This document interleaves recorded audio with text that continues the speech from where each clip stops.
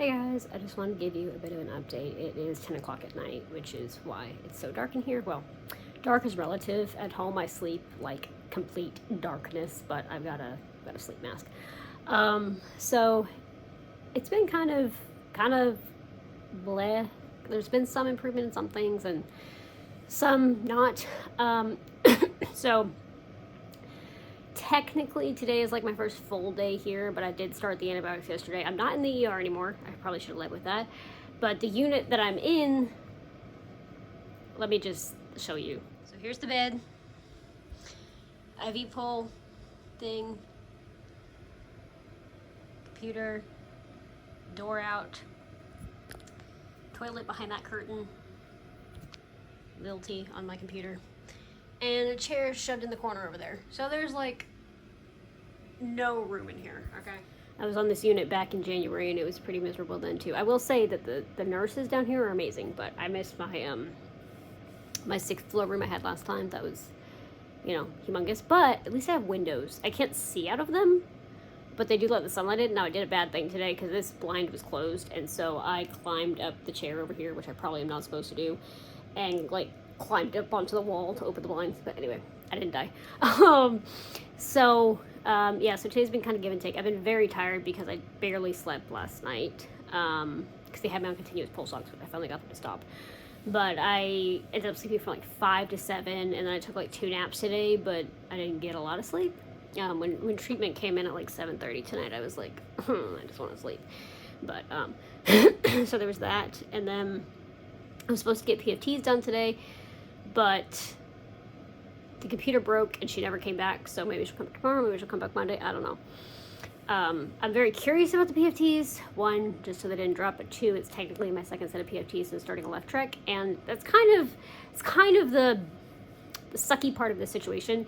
Is all the way back in April, if you guys remember my long vlog about making up my mind whether or not it was worth it to try a left trek, and I do think it was, but the point of switching was to try to avoid this whole scenario, and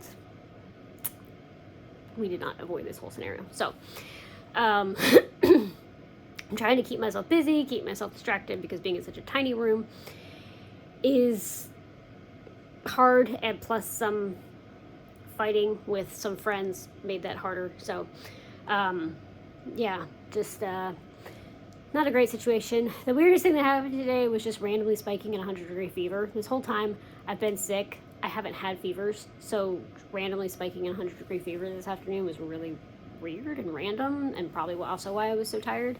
I just find that interesting because when I was sick in April and January, I didn't have fevers ever. So also my O2 has been fine, but it's been running a little lower than usual. Usually my O2 runs 98, 99, and it's been running between 95 and 94. So my body's not happy about something. The antibiotics I'm taking I've never had before, and they are causing like the teeniest bit of nausea. Nothing that I can't manage with rest and tea, but it is obnoxious. As well as this. So much mucus. But so hopefully, because they were going to try to do 4 days, and I was like, 4 days is not going to be enough. Usually my stays are 10 days. Hopefully things will kind of get smoothed out when my doctor comes back on Monday and I can actually chat with him, because none of these people know me. But that's kind of the update. I mean, there's been some good news. I have a little bit of an appetite back. Like, I pretty much didn't eat yesterday or the day before that because I could go all day and I wasn't hungry. So I did at least eat dinner today and like a third of lunch. But so I have a little bit of appetite left, and my blood sugar, I haven't had any lows.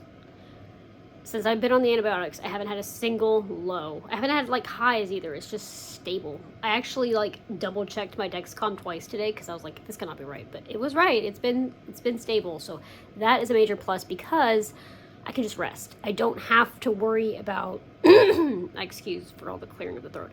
I don't have to worry about, can I sleep, or is my blood sugar low or high? I can just rest, which is such a blessing. So so that's kind of the update. I probably won't update you guys every day because hopefully nothing changes that much day to day. But I'm just waiting for this horse to give birth. It's kind of funny because everybody that's been in here, they're like, what are you watching? And I was like, oh, it's a pregnant horse live stream. And they're like, oh, and like super interested in it. And then one nurse I had today was like, oh, can you, if she goes into labor, can you press the call bell? And I just found it funny. But yeah, so she's keeping my sanity, pretty much. So anyway, it's just amazing to think about the fact that like a couple days ago I was at Disney World riding a roller coaster and like so happy, and now I'm here, but such is life. So I will keep you guys updated. Hopefully tomorrow is a little better, because honestly I feel a little worse today than I did yesterday, which I don't like that. So hopefully things go on the up and up soon, and hopefully third time is the charm and we won't have any more admissions this year, because not only does it mess with me physically, obviously, but real talk for a minute, it messes with me mentally, because I have PTSD from when Brooke died, and just some things that happened with another friend, the one that I was arguing with, so that it helped.